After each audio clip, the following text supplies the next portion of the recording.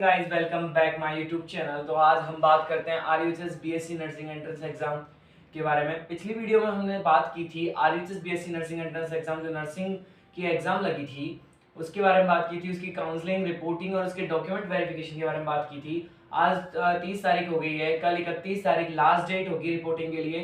तो जिन भी स्टूडेंट ने रिपोर्टिंग नहीं करवाई वो प्लीज़ जल्द से जल्द रिपोर्टिंग करवाएं और अपने कॉलेज को ज्वाइन करें, क्योंकि अगर ये डेट आपके हाथ से अगर ये डेट निकल जाती है तो आपको अपना ड्रीम कॉलेज आपके हाथ से खोने का सबसे बड़ा डर यही होगा।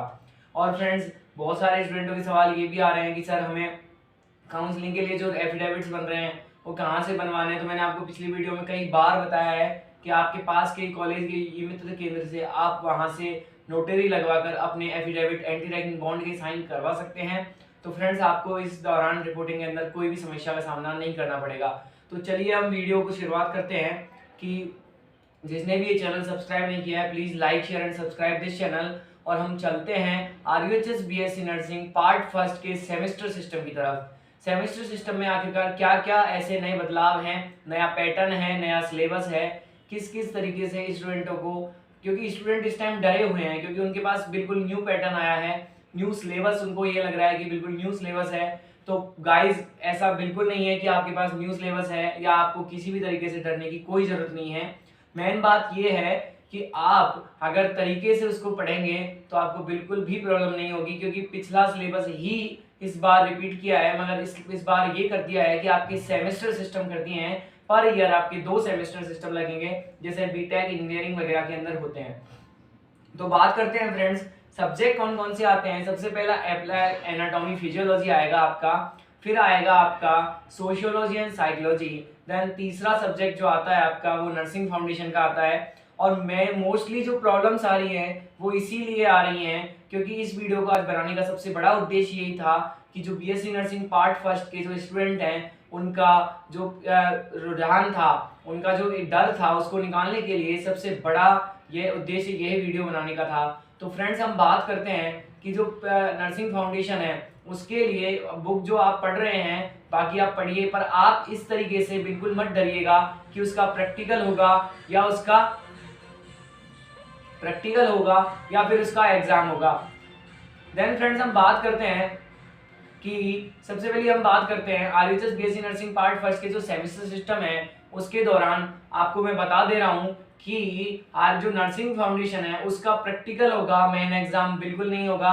मेन एग्जाम आपके जो नेक्स्ट सेमेस्टर होगा उसके अंदर हो सकता है, क्योंकि इस बार जो फर्स्ट सेमेस्टर है उसके अंदर सिर्फ और सिर्फ प्रैक्टिकल का रुझान दिया गया है, उसका सिलेबस दिया गया है। बाकी आपको इंटरनल, अब हाँ, आपके जो कॉलेज लेवल पर जो इंटरनल लगते हैं, प्री यूनिवर्सिटी एग्जाम जो लगते हैं, उसमें आपके नर्सिंग फाउंडेशन का एग्जाम जरूर होगा, मगर आप प्रैक्टिकल के तौर पर आपका क्लिनिकल अच्छा कीजिए जिसकी वजह से आपको नर्सिंग फाउंडेशन के अंदर बिल्कुल भी समस्या का सामना ना करना पड़े और आप जो प्रैक्टिकल एग्जामिनर है उसको उचित रूप से ढंग से जवाब दे पाएं आपके उसके द्वारा पूछे गए सारे क्वेश्चनों के।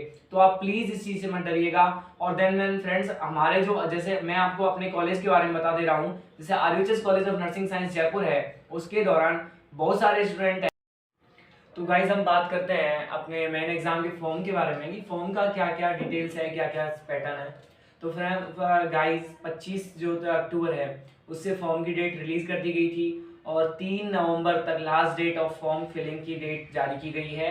देन फ्रेंड्स, जो हार्ड कॉपी, जो प्रिंटिंग के दौरान 2 हार्ड कॉपी निकलती है, एक तो स्टूडेंट कॉपी निकलती है, देन एक निकलती है कॉलेज कॉपी। तो कॉलेज लेवल पर आपको कॉपी जमा करवानी होती है और उसके लिए उसमें अगर कोई भी करेक्शन आप जैसे जेंडर गलत कर देते हो या आपका डेट ऑफ बर्थ या आपके फादर्स नेम या कुछ भी मिस्टेक आपकी होती है उसके करेक्शन के लिए आप 11 तारीख तक, जो 11 नवंबर है, उस तक अपनी कॉपी जमा करवा सकते हैं, क्योंकि 11 नवंबर के बाद आपके फॉर्म में कोई भी करेक्शन नहीं हो पाएगा। तो फ्रेंड्स, मेरा कहना यही है कि आप जल्द से जल्द आपका फॉर्म भरिए और अपनी प्रिपरेशन जल्द से जल्द स्टार्ट कीजिएगा। मोस्ट ऑफ स्टूडेंट कह रहे हैं कि सर हमारी एग्जाम कब से होंगे। तो मेरे अनुसार या जो यूनिवर्सिटी के जो हमने जो देखा है यूनिवर्सिटी का पब्लिक पोर्टल, उसके अकॉर्डिंग कि आपके एग्जाम दिवाली के बाद स्टार्ट हो जाएंगे, या तो लास्ट वीक ऑफ नवंबर या फर्स्ट वीक ऑफ दिसंबर के अकॉर्डिंग आपके एग्जाम स्टार्ट हो जाएंगे। तो फ्रेंड्स, जल्द से जल्द अपनी तैयारी पूरी कीजिए। आपके पास फर्स्ट सेमेस्टर के अंदर कम लोड है और कम सिलेबस है, उसके अनुसार आप अपनी तैयारी अच्छी कर सकते हैं और अपना फर्स्ट सेमेस्टर ऑल क्लियर कर सकते हैं, ऑल सब्जेक्ट को। तो फ्रेंड्स ये मत सोचिएगा कि आप हिंदी और इंग्लिश भी आपके एग्जाम पैटर्न में आएंगी। आप ये मत सोचिएगा कि आप हिंदी और इंग्लिश को कम वेटेज दें, क्योंकि हिंदी और इंग्लिश के अंदर भी बैक लगने के चांसेस बहुत ज़्यादा होते हैं, मोस्ट ऑफ स्टूडेंटों के चांसेस होते हैं। इसीलिए आप बराबर सभी को वेटेज देकर चलें और मेरा यही कहना है, आप अपनी तैयारी अच्छी तरीके से कीजिए। और जिसने भी चैनल सब्सक्राइब नहीं किया है please like share and subscribe this channel. Thank you so much guys. अगर वीडियो अच्छी लगी हो तो प्लीज़ शेयर कीजिए ज़्यादा से ज़्यादा।